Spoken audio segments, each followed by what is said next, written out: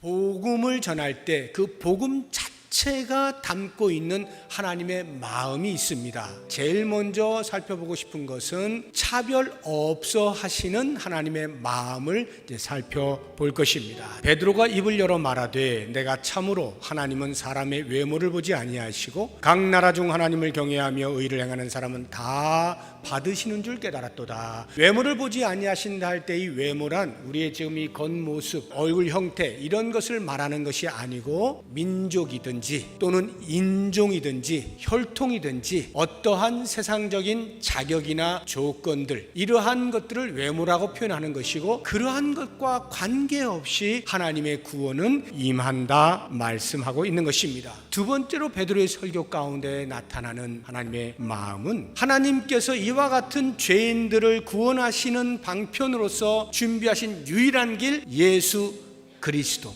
하나님이 준비하신 유일한 길 예수 그리스도, 이것이 하나님의 마음이에요. 만유의 주 되신 예수 그리스도로 말미암아 화평의 복음을 전하사, 오직 예수 그리스도를 통해서 화평의 복음이 전해지는 거죠. 그를 믿는 사람들이 다 그의 이름을 힘입어 죄사함을 받는다. 오직 예수 그리스도로 말미암아서만 죄사함을 받고 하나님과 관계가 회복될 수 있다는 말씀을 하고 있는 거죠. 오늘날 포스트 모더니즘의 철학 사조에 젖어들어 있는 이 시대를 사는 사람들은 강하게 공격을 합니다. 차별이라는 거죠. 왜 구원의 길이 예수 그리스도에게만 있는가? 독선 아니냐? 차별 아니냐? 이렇게 공격을 하는 것입니다. 절대 객관이라는 것이 없다. 주관적이다. 절대성이라는 거 없다. 상대적이다. 그래서 진리라고 하는 것을 해체해야 된다고 말을 하는 겁니다. 해체해야 된다. 산꼭대기의 정상을 올라가는 데 있어서 왜 한 길만 이야기하느냐? 여러 길들이 있지 않는가? 이 길로 가든 저 길로 가든 가다 보면 올라가다 보면 꼭대기에서 다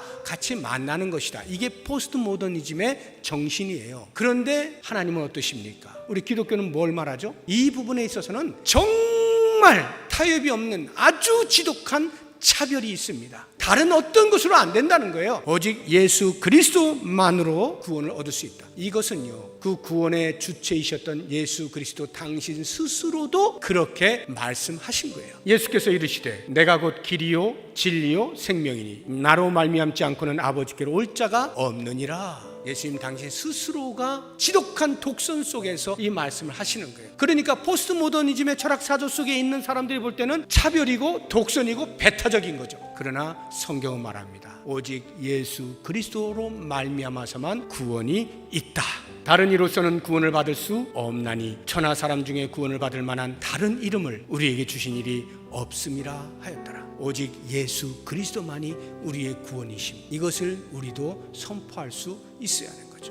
마지막으로 베드로의 설교에 나타나는 하나님의 마음 또 한 가지를 보자고 하면, 하나님께서 이와 같은 구원을 사람들에게 전달할 때 어떻게 하시는가, 어떻게 구원받을 백성들을 불러 모으시는가, 그 구원의 성취의 방법을 보여주시는데 그게 곧 전도입니다. 그러면 왜 우리에게 그 순종을 요청하시는가? 이것이 중요하겠죠. 하나님의 이 순종에 대한 명령은요, 우리를 위한 거예요. 우리를 인격적으로 대우하시고자 하는 반증이에요. 우리의 순종을 통하여 우리에게 복을 주시겠다라고 하는 것입니다.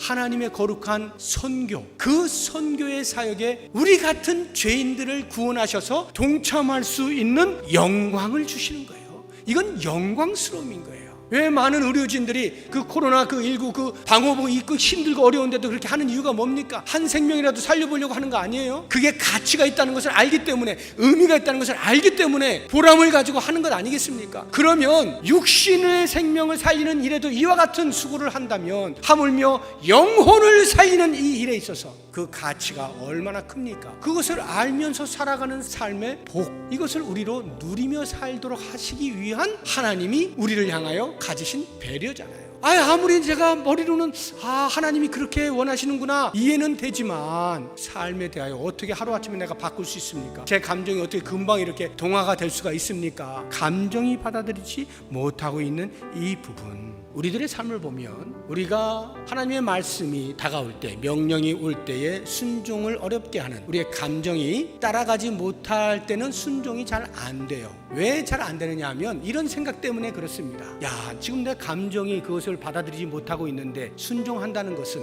나에 대한 기만 아닌가? 나를 속이는 것 아닌가? 정직하지 못한 행동 아닌가? 내 감정이 못 받아들이는데 한다고 이상한 것 아니야? 또는 만약에 어쩔 수 없이 하게 된다면 그것은 종교적인 어떤 강압에 의하여 굴복되어진 나의 모습이다. 이렇게 생각이 되어지면 순종이 잘 되지 않습니다. 혹시 내가 순종하지 않아서 하나님의 벌을 받지는 않을까? 할 수 없이 코낀 듯이 이렇게 하는 이런 굴종적인 모습, 이런 것들이 싫어서 잘 순종을 안 하려고 하게 되는 것입니다. 그런데 우리들은 이제 생각을 해봐야 됩니다. 이러한 상황이 봉착했을 때 스스로에게 물어보십시오. 과연 나의 감정이라고 하는 요소는 하나님이 어떠한 명령을 내리시든지 그 명령을 전적으로 다 수용할 수 있을 만큼 충분히 성숙한 감정이냐 하는 것을 물어보십시오. 그 정도로 성숙한 감정을 가지고 있는 사람이 없어요. 여러분, 호세아를 보세요. 간음하여 돌아다니고 있는 자기 아내 고멜을 다시 불러들이라고 하잖아요. 감정적으로 그게 가능합니까? 안 되는 거예요. 아브라함을 보세요. 하나님이 언약으로 주신 100세에 낳은 아들 이삭을 다시 바치라고 하는데 아유 그럼요, 얼마든지 바치죠 하고 감정적으로 순응이 되어져서 그렇게 바쳐지게 됩니까? 안 되는 거예요. 그런데 어떻게 호세아나 아브라함이 순종할 수 있었느냐? 감정을 뛰어넘는 거예요. 하나님이 말씀하시면 하나님을 신뢰하는 거예요. 하나님이 말씀하시면 비록 내 감정은 못 받아들이더라도 그것이 선을 향하는 것이다, 이렇게 알고 순종하는 것이죠. 내 감정이 받아들일 때까지 기다려서는 안 돼요. 그러면 주님 다시 오실 때까지 하나님 주신 명령 수행 못합니다.